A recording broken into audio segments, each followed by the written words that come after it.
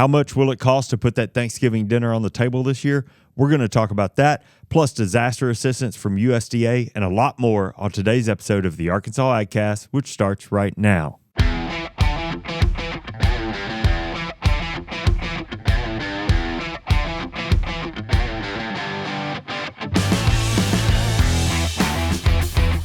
You're listening to the Arkansas AgCast, where we discuss the latest news, trends, and issues impacting Arkansas farmers and ranchers.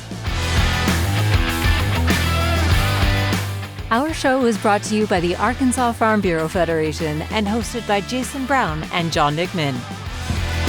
Howdy. Good morning. Almost forgot how to do this. Afternoon. Yeah, almost forgot how to do this. It's been so long. It's been a while. Well, we've had heck of some deep dives. Yeah. And one of them I had to carry on my own because you've been so busy. I did one of them by myself the other day, too. Yeah, but this was an on location, which just didn't feel right doing without you, frankly. Yeah, I understand. And honestly, when I got there, everybody just kept asking where you were. Like they didn't even care if I was there. So you're not John McMahon? Yeah. No, Yeah. Actually, that's what they said. So I was like, should I just pack up and leave? What do you want me to do? Don't inflate him. His head just almost filled up the whole screen. So. All jokes aside, how was that? We actually have not talked about that. It was really good. Yeah. It was really good. I got to talk to Dr. Calvin White Jr. and he reposted it on LinkedIn. I think I saw. Yeah. Oh, that's good. So Arkansas State University was hosting this event called Catalyst. It was an economic development forum up there. And in that event, they had panel discussions on a few different topics, but the agriculture industry was one of them. So they had invited us to come up and have a conversation, record an episode while we were there. And as a result, we asked if we could talk to Dr. White because he was the moderator of that panel. And our discussion really revolved around this intersection of agriculture, innovation, and rural communities. And it was really fascinating. He had Harvey Williams from Delta Dirt Distillery. Yeah. He had Matt Bell from Origami Sake, and then Secretary Wes Ward on that panel. And it was just really interesting to hear more about that conversation and to talk about that. And he's written a couple of books on Southern culture and history. So I sort of spent some time talking to him about that and the fun and the surprise question.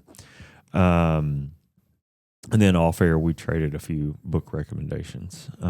So it was a great conversation. Stuttgart guy. How could I not lead with that? Born and raised in Stuttgart. Really? Yeah. Told him you would be so jealous that I took the interview with the gentleman from Stuttgart. Yeah. So, now I feel really bad, ashamed that I don't recognize. No, great guy. Man, this guy, undergrad at UCA, went to school at Ole Miss. He's been all over. And just a really, really interesting guy. That's cool to hear, for sure. Yeah. It's a great episode. Where I'm keeping tabs on unofficially, how long did that episode go? Yeah, it was a little right around 40 minutes. So it was close. Yeah, but it was in person. But, I get a little flexibility there, but anyway. You know what he's hinting at. What's that? You know what he's hinting at. He usually goes longer than I do. He likes to hold the record for the longest deep dive. That's right, he does. You set that bar, buddy. I'm going to go. Is that you and Harkey? It was either Harkey or Dr. Ross. Yeah. Well, Dr. Ross. I think it was Harkey because I think the thing was I was poking at Dr. Ross like, "Hey, Harkey got you, man," which is a real surprise. Yeah, you know what I mean. Well, we can all be long-winded around here. Yeah. Except for when Matthew's producing, and he usually gets us pretty good. He start giving us the wrap it up. Yeah, he does. Brian's not so much about that. No, Brian. He lets us burn our own boat down. Yeah, he does. He does. You can sit there and watch us. He does. I like that. That's true. Yeah. Well,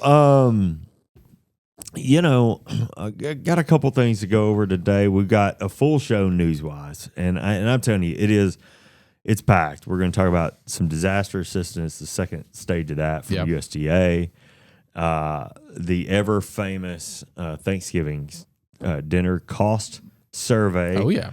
Which I'm really happy to see your department leaning into. For a few years since I've been here, we've really relied on the national data. Yeah. And you guys have really sort of leaned into getting more of that Arkansas state-specific data. Don't give us the credit, even though Tyler does a really good job at that. The Women's Committee here at Arkansas Farm Bureau does a survey, statewide survey, where we use those numbers that they send back to us. So they put a lot of effort into it. Well, I like it because we're not just giving, national numbers now. We can tell you in Arkansas, and I'm going to tell you where you can go and find out. I'm going to tell you the price swing. But you can go and find out where it's the county that we saw was most expensive to buy Thanksgiving dinner in, and the county that we saw was cheapest. Tell you where to get all that information. So we had a long discussion about that in our staff meeting the other day, and apparently cranberry sauce is not in that equation. Oh, it's not on the menu? Or it wasn't in AFBF's. I don't know if it was in ours or not, to be for certain. But apparently cranberry sauce has gone up quite a bit. Really? Yes. And it has caused quite the stir amongst the community. We're going to talk about that here in just a minute also, because I've got our conversation before we get into the news is so it's going to be so polarizing that I have actually redacted it in your script. I know you have. You can't even see what we're going to talk about because a lot of times you like to read ahead and start preparing. I didn't want you to have an advantage over Mr. Pistol. I kind of feel like I'm blindfolded at the state fair eating corn dogs again. Yeah. We can arrange We can do that if you I didn't say I wanted to do that. Okay. And I didn't mean that in a positive sense. Don't threaten me with a good time. I'm just not in control of the situation, and I don't like it. Yeah. So we're gonna talk about Thanksgiving because Thanksgiving's next week and we're gonna be off next week. So we're gonna talk about Thanksgiving. You know what we're not gonna talk about? I thought the government's wide open, so I'm gonna go back and catch us up on all the harvest numbers and crop quality. Well, you notice they're not updated on our script, and that is because everything seems to be done. Yeah. I mean, I think 99%, in beans and cotton, peanuts, but I mean, we know that means they're done, essentially. So, nothing, I left it on here just as a reminder that there's nothing really to report. And I'm very sorry, for the first time in the history of this show that I'm aware of, we went for a month and a half without reporting any sort of harvest or crop quality. How long have you been giving that? Since I've been here, it's been 2 years? Since before. Yeah, it'll be 3. We will wrap up year 3. What? Right? Really? Isn't this year 3 with John, or is it year 2? Man, I've lost track of time with all that. Okay, we'll have to go back and find that. It's been going quite a while. You could be right. I'm serious. January. No, January would be the start of year 3, I guess. So we're completing our second year. Maybe. Is that right? That's what I thought. Okay, maybe that's it. I don't know. I think I had just all brown hair before we started. Before that? Okay, well, probably. We had a lot to do with that. We had a lot to do with that. Blackish brown, now it's all gray. Let me ask you a question. Before I get into my Thanksgiving pick'em, there's a hint. Would you like to cover the status of the college pick'em, or should I do that? The what? The status of the college pick'em. The college pick'em. We have a contest going on this show in which we pick college. Some of us pick college football games. Some of us don't. I started. Yeah. Yeah. What a great It's been so long you forgot. Would you like for me to cover that, or would you like to cover that? I haven't looked at it in 2 weeks. I looked at it. I looked at it just a couple of days ago. I've forgotten the last 2 weeks to set my lineup. And Jason and our peanut correspondent Sunday or Saturday decided they would reach out and tell me how great they've been doing at it. It even included a meme of somebody looking down like this. We were trying to find him in the standings. We couldn't. Nice. He was so far down there. Well, if y'all are concerned about my well-being within this tournament, I currently reside at a healthy 14th place. Yeah, out of 23 with 550 points, and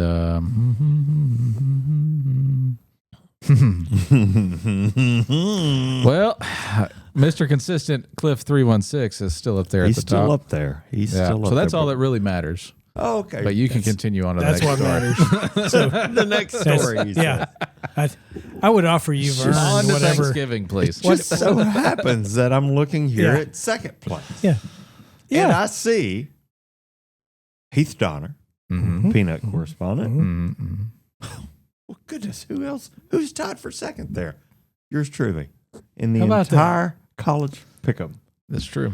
Look at that. 730 true. points. We are 30 points from the top. I've That's never true. seen him in so much pain.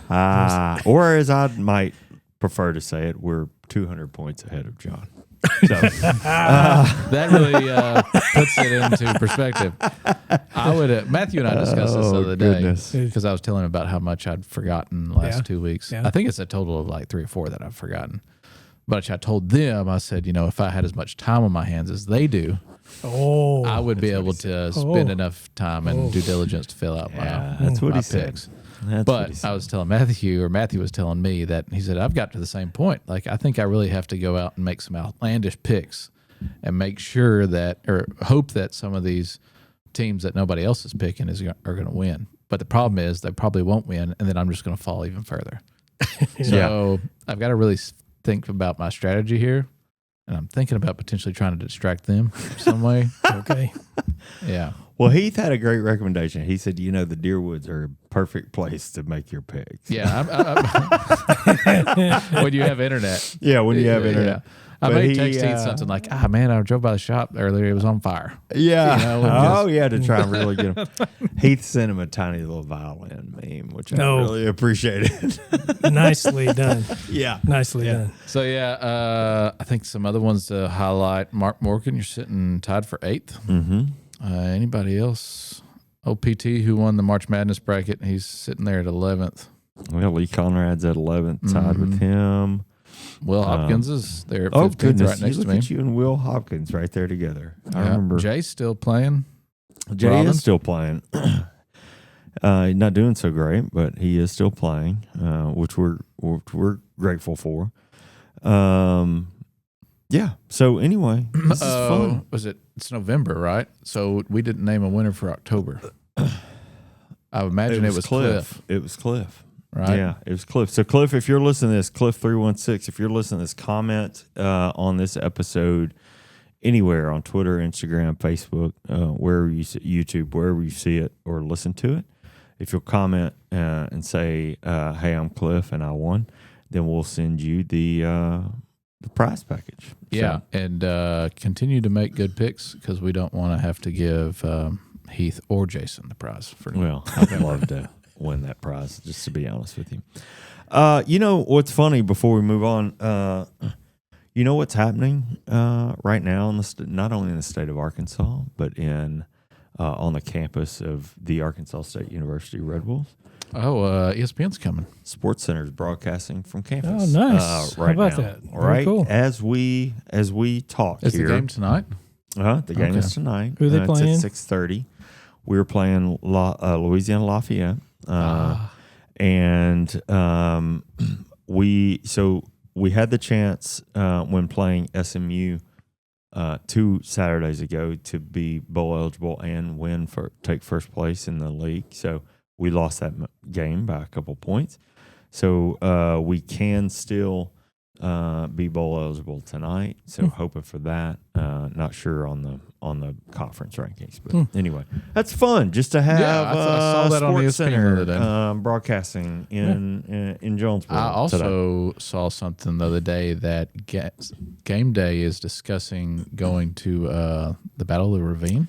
Yeah, that passed. They didn't. No, Or the game's game already was- passed? mhm. Okay, well, yeah, but there was a lot of smoke around that conversation for a minute, and so that was interesting. But yeah, so the game's at 6:30 tonight on regular ESPN. We are 2.5 point favorites.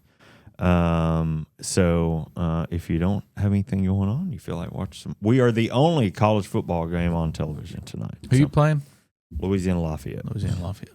Yep. So Raging Cajuns. a little bit of a self indulgent promo right there. All right, gents, it's Thursday, November 20th. We are exactly 7 days away from Thanksgiving.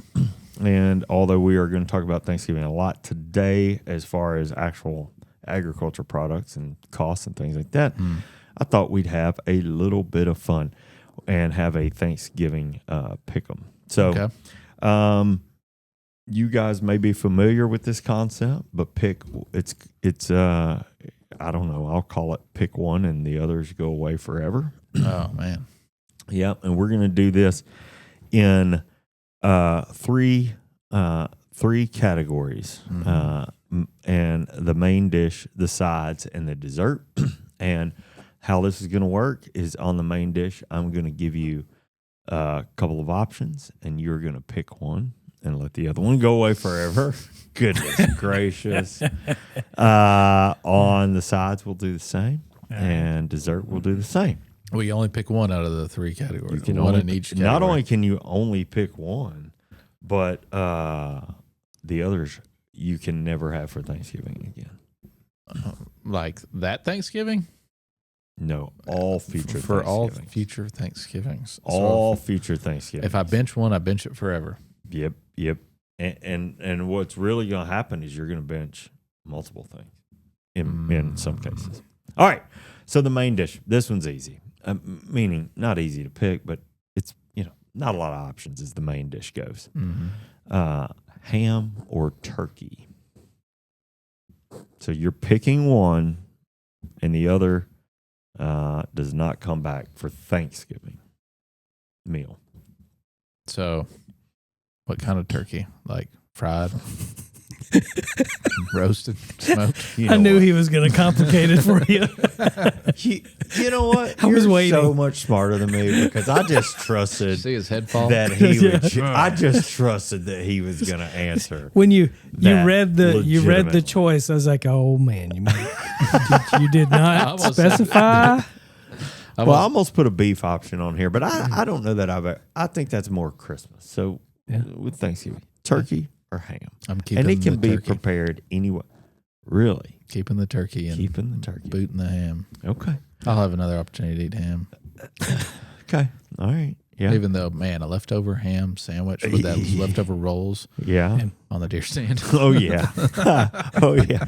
I seen this meme pop up this week, and I don't know why it's showing up. Maybe because I went deer hunting for the first time. But it's just a deer in the woods. And he goes, "I hear you opening that little Debbie or wrapper, fatty." That zebra It cake. cracks me up That's every great. time I see it. That's great. Now it's a Christmas cake this time of year, buddy. Yeah, Christmas Yeah. cakes. Anyway, Yeah. all right. Do you have one? Turkey. Turkey. You're keeping turkey. Keeping Both turkey. of you are keeping turkey. What are you keeping ham? I don't. I'm the one asking. You just But seem like I you're feel like- But the way you ham. questioned it Yeah. was like, I'm keeping ham. I feel can't like believe it. people do turkey because they feel like they have to. I feel like it's not the star of the show I just like in turkey. most cases. So, Okay, well, yeah. hey, if you've ever been to our favorite barbecue restaurant, Oh, yeah. you know, good. you know that how they very do good. it. Okay, well, that was easier than I thought it'd be. So Yeah. you're both keeping turkey. Yeah. No more ham for Thanksgiving. Yeah. All right, on the sides, I've got 4 options here. Okay, it's going to get a little bit tougher. Dressing, mashed potatoes, mac and cheese, or the rolls. You're picking one, and the other 3 can never return to Thanksgiving. And no, green bean casserole is not on this list because that'd be easy to go away, I think. Well, I was really hoping we'd be able to discuss my joy of develed eggs, but I didn't do luckily that to they're not you. on the list. So I don't have to get rid of. I don't I have to knew- risk anything here. Well, it's well established on this Yeah. show your feeling about deviled eggs. Yeah. So dressing, mashed potatoes, mac and cheese, and rolls. So you picked all starches for the sides. It appears I did. For that category, yes. It appears I did, and I'm sorry for that. I don't know. I'm kind of torn between dressing's tricky because you can have really, really good dressing or just, I'm sorry, you missed the spot dressing. See, once again, you didn't get specific enough with them. So yeah. But it's easy for me. I'm keeping dressing. You're keeping dressing, and so mashed potatoes, mac and cheese rolls go away. mac and cheese the same way. It could be hit or miss. Yeah, it can be hit or miss. True. It can be. I guess I'll be consistent and go with Mr. Consistent and keep the mashed potatoes. Keep the mashed potatoes. Okay. Because even if they're box or if they're homemade, I'm still good with them. Sure. Yeah. Bob Evans. No. Yeah. I mean, no sponsorships here, but he makes a good, fine mashed potato. But I don't know that. My best friend recently found, for years, his mother has been asked for her mashed potato recipe and refused to give it away. And a couple of years ago, his brother-in-law found out and was devastated that she has always served them Bob Evans. She just puts it in a pot when she puts it on the table. And they never knew. I may go back on mine, and it may not count. It may not. I can eat mashed potatoes whenever I want. I don't ever get dressing except for on Thanksgiving, so I'm going to go back to dressing. That's I wondered when your mind was going to get there. Yeah. And so that's where I'm at. That's you what can have that any other time of the year. Yeah. So yeah. Okay. So that's good. Y'all are consistent. So far we have preserved turkey and dressing for Thanksgiving. Yeah. Mm-hmm. A couple of real traditionalists here. I like absolutely. this. All right. So let's move on to dessert. All right. And dessert is so subjective. I don't know what you guys are going to say about this, but we could go on for days. So we're just going to go with it. Pumpkin pie. There's a likelihood you don't like any of the three options I'm about to give. Pumpkin pie, pecan pie, or apple pie. You're keeping one. The other never returns for Thanksgiving. You can boot the apple. Okay. Get Apple's that out of there right off the bat. Ooh, my grandmother would be upset with me if I was to get rid of pecan pie, but I'm not getting rid of her pecan pie. Be very clear. Sure. It would come back around for Christmas. Yeah, I got to keep the pumpkin pie. What did you tell me one time that you ate a whole pumpkin pie? I'm sure I've eaten several pumpkin pies myself. Yeah. It may not have been right then and there after the meal, but by the next morning, it was definitely gone. That's happened a few times. And if there is pumpkin pie there and it's breakfast time, I'm having pumpkin pie. Really? At breakfast? If not, I'm having pumpkin pie after I eat breakfast. Whipped cream? Yes, absolutely. Oh, and maybe with a fork, but more than likely after the lunch, it's definitely just by the hand. Like pizza? Yeah, just style? like I've like that. never seen anybody eat. Have you ever seen anybody eat pizza or pie like that? Oh, yeah. Mm-hmm. Yeah. Never have seen that. I love that. Pumpkin pie normally has the consistency after it's been in the fridge. You can hold it. It's sturdy. Yeah. Yeah, it can hold up to that. Sure it can. I wish I'd have thought about it, frankly. Well, now you have something new to try. Especially at midnight when I'm standing there with Exactly. What are you doing, John? Don't worry about me. Yeah. Close your eyes. Go back to bed. Go back to bed. All right. I'm keeping pecan. Pecan. Yep. Yeah. There's something just right about a pecan. Yeah. Pecan pie. Yeah. Yep. So what are your picks? Oh, goodness. That first one is tough. I don't know. I like turkey in some cases, but I've had more turkey cooked the wrong way than I have the right way when it comes to Thanksgiving. Yeah. And by the way, I cook the turkey a lot of times, and I don't always get that right. So I'm probably going to keep ham. I'm like y'all. I'm going to keep dressing because you really only get that once a year. Mm-hmm. Don't want that to go away forever. I'm probably going to go with Brian and keep the pecan pie. Do like a good pecan pie. Oh, there's a bonus round. I had a feeling something else was coming. There's a bonus round. I don't think this will be hard at all. You weren't satisfied enough with the answers John gave you. So let's get more. Yeah, I almost forgot because you threw me off by asking me my choices. All right, ready? The classic cranberry sauce in a can, or the fancy, frilly, homemade cranberry sauce. With all the stuff in it, like cranberry chunks and cranberries. It's almost like I don't know why. It really doesn't. Okay, we know where he is. It reminds me of like fruitcake. Like, what is all this stuff in here? He's so angry about the homemade cranberry sauce right off the bat. It looks more like a table setting feature than it does actually cranberry sauce. Like a bowl of potpourri. Yeah. So yeah, I'm all about the canned stuff. Oh my gosh! I'm sorry if you're listening to this in headphones. That's really funny. To hear our laughs. It's really odd you brought that up because I was thinking about this the other day. It might have been at our staff meeting. It brought it up in my head. I was like, "What is that stuff? Like, what is all? Like, are there chunks of pear in there too? Like, sometimes it's just it's wild. What is that? Yeah, it is the Wild West. Oh my gosh! I'm sorry. I do like the homemade stuff. It's good. And you wouldn't have liked breakfast at our house this morning. So you had cranberry sauce at breakfast? I had Greek yogurt with fresh cranberries in it. That I did see at the grocery store. It was good. The cranberries are back out. I mean, they're out. I saw at the grocery store the other day. Now, another thought that popped in my head about the canned stuff. What is the difference between cranberry jelly and that stuff in the can? I don't think I've ever had cranberry jelly. If it did exist, like if you, sure. So is that really just cranberry jelly? Maybe, yeah. All I know is Star's got this recipe that is you could spread it like that. Yeah. She's got a recipe that's like fresh cranberries that you put in a jar with orange juice and honey, and you let it like marinate. Mm-hmm. It's phenomenal. Yeah, sounds better than what I've ever seen or had. I looked up a recipe here, and it calls for a package of fresh or frozen cranberries, a cup of sugar, a cup of water, which you can substitute orange juice for. Mm-hmm. Yep. With the options of a cinnamon stick, which I'm sure you're not on the side of, a teaspoon of orange zest, or a quarter teaspoon of vanilla extract. Maybe it's the orange. That sounds familiar. Yeah. It sounds like a can of potpourri. That's cinnamon stick for sure. It does give off the scent, but you can eat it. I thought you were about to say the vibe. No. Does kind of give it that potpourri vibe. I'll tell you, I have been at Thanksgiving meals where both are offered. Yeah. Just in case. Yeah. Yeah. A question. That can will go first every time. What about giblet gravy? Giblet gravy. Yeah.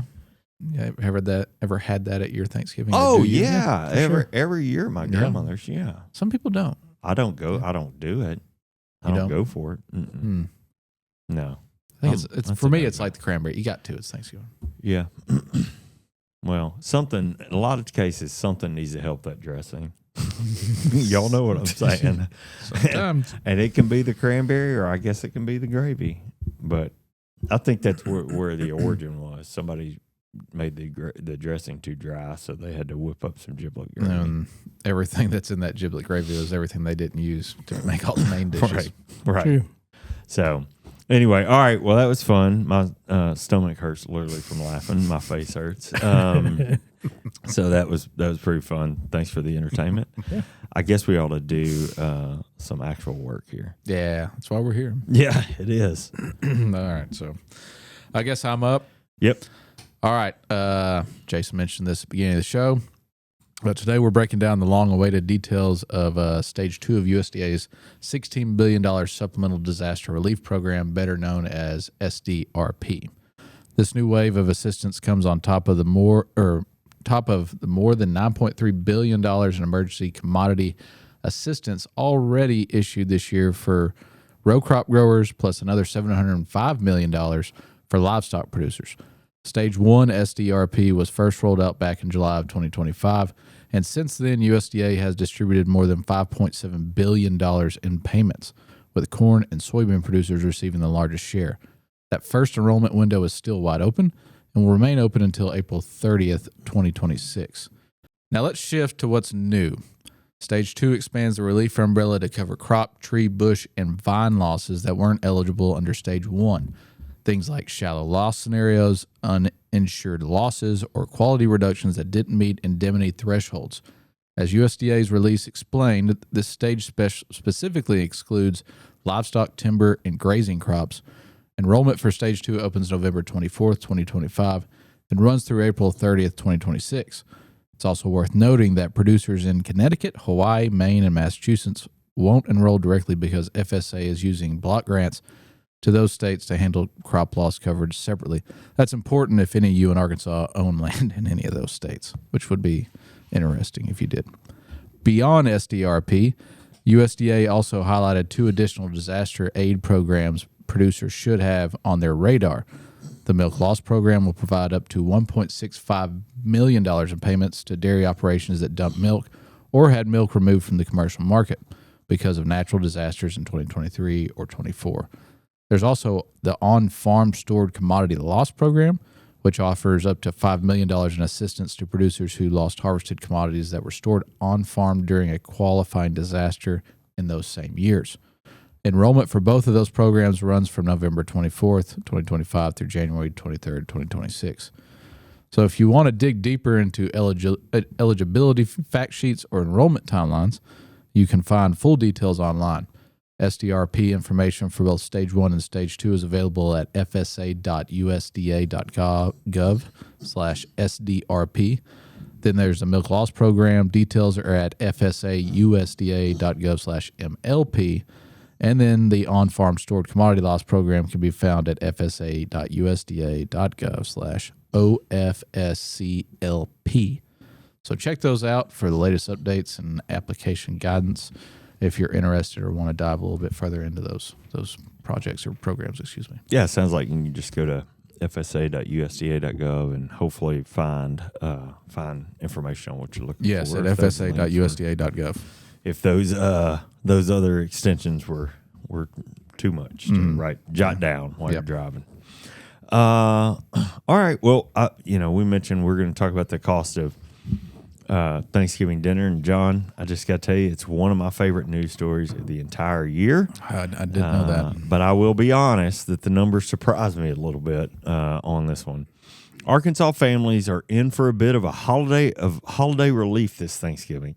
The cost of a traditional holiday meal for 10 in Arkansas has dropped and now stands at $56.77, which is down nearly 20% from last year. Wow. Meanwhile, at the national level, the average cost for the same classic meal is approximately $55.18, which is a 5% decline from last year. Mm-hmm. Here in Arkansas, the turkey is priced at $14.10, which is a 16-pound young tom turkey. That reflects about a 7% decrease year over year. That half bone-in ham that we talked about earlier averages $14.07. That's at a 4-pound piece of protein there, and that's down about 34%. So quite a bit. On the sides, those frozen green peas are down 29%. Dinner rolls are down 60%, which should make everybody happy. Stuffing is down 35%, and pie shells are down 41%. So a good reduction there.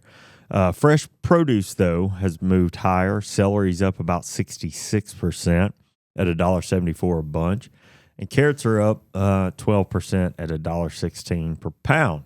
It's important to note, though, that across Arkansas counties, the cost does vary for you from about $50.89 in Boone County to roughly $68.36 in Garland County. So almost a $20 swing there. Wow. Compared to the national average of $55.18, Arkansas stays slightly above the U.S. figure at $56.77. Yet both show meaningful declines. The sharper drop here in Arkansas suggests local promotions, price-sensitive buyers, and possibly competitive markets are giving some relief. Still, that national number demonstrates that the price of the traditional Thanksgiving dinner is coming down broadly across the country. On the flip side, the vegetable and fresh produce cost increases remind us that growers and suppliers remain under pressure from input costs, labor issues, and weather-related disruptions. As you plan your Thanksgiving menu, know that we here in Arkansas are seeing slightly better prices compared to many places across the U.S. Yep. And as always, Arkansas Farm Bureau thanks our farmers and ranchers who make this meal possible, and we encourage everyone to have a wonderful Thanksgiving. Absolutely. Gobble, gobble. Boy, you got me there. All right, well, I've been holding on to that for a while. Let's step away from the news here about Farm Bureau health plans of Arkansas. Yeah, let's do it. I was born and raised with Farm Bureau. My mom and dad always chose Farm Bureau as their insurance. I don't get insurance coverage through my work, and I'm always looking for the best coverage at the best rates. My agent told me about this great new health plan. I would be saving hundreds of dollars a month. I talked with my Farm Bureau agent, and she got me enrolled. I was already very established in my small town community with the clinic and hospital and chiropractor that I'm used to using. And sure enough, everyone that I've already been established with takes it, and it's been great coverage. My copays have been lower. It has proven to be very good for us. Farm Bureau Health Plans of Arkansas. Trusted coverage, personalized plans, affordable premiums. Contact a local agent today. All right. What do you think, Jason? You ready? Let's do it. Okay. Can you hear me? I can. Okay, Loud and clear. good. All right, let's take a closer look at Trump's administration's newly released proposal to redefine it. Yes, we haven't talked about this in a long time, but it's here. Waters of the United States, or WOTUS. Yep. An issue that's been reshaped by multiple administrations over the past decade. This latest version is designed to fully align with the Supreme Court's Sackett versus EPA decision, which significantly narrowed federal jurisdiction under the Clean Water Act. Following 9 public listening sessions held across the country, EPA says the new proposal provides clearer definitions for terms like relatively permanent, continuous surface connection, and tributary. In short, the goal is to tighten and clarify where federal oversight begins and ends, using straightforward criteria that landowners can more easily understand. Under the proposal, jurisdictional tributaries must show a predictable and consistent flow into traditional navigable waters, either directly or through other connected features. Wetlands would only qualify if they are physically indistinguishable from jurisdictional waters through a continuous surface connection, meaning they must touch and hold surface water for part of the year. The rule maintains long-standing exclusions for things like ditches, prior converted cropland, waste treatment systems, and even adds a new exclusion for groundwater. EPA leaders say this approach is meant to cut red tape and provide landowners, especially farmers and ranchers, with a rule that can interpret without hiring consultants or attorneys. Reactions have been mixed. Agricultural groups have largely welcomed the proposal, saying it reflects both the Sackett decision and the plurality opinion from the earlier Rapinos case. 2 rulings that rolled back federal oversight of intermittent, ephemeral, and isolated waters. Many producers argued during EPA's outreach sessions that only wetlands directly connected to navigable waters should be regulated, and this rule appears to follow that logic. But environmental organizations are sounding the alarm. They warn that weakening protections for isolated wetlands and seasonal streams threatens drinking water quality, increases flood risk, harms aquatic ecosystems, and undermines restoration efforts in places like the Chesapeake Bay. Their concern is that over time, fewer water bodies will fall under federal protection, shifting costs and consequences to communities and states. So similar stuff that we've been seeing over the years. Mm-hmm. The proposal will enter a 45-day public comment period. Once it's published in the Federal Register, and EPA, along with the Army Corps of Engineers, plans to host 2 national public meetings before finalizing the rule. Agency officials say their intention is to craft a long-lasting WOTUS definition that won't swing with every election cycle. If you want to read the full proposal, submit comments, or follow updates on upcoming public meetings, you can find more information at epa.gov and usace.army.mil. Yeah, so that's WOTUS. Yeah, sounds like quite the big update. But you're right, we have not talked about that in quite some time. It seems like it's been once a year. I think a few years ago it got real hot. Probably, I don't know if it was when Trump took his first term or if it was when Biden got reelected. I think it was under the last administration. But anyway, back in the news regardless. Yes, there's been a lot of news around that this week. All right, well, we have a pair of serious animal health alerts to share. One targets the poultry industry here in Arkansas. The other affects the equine industry.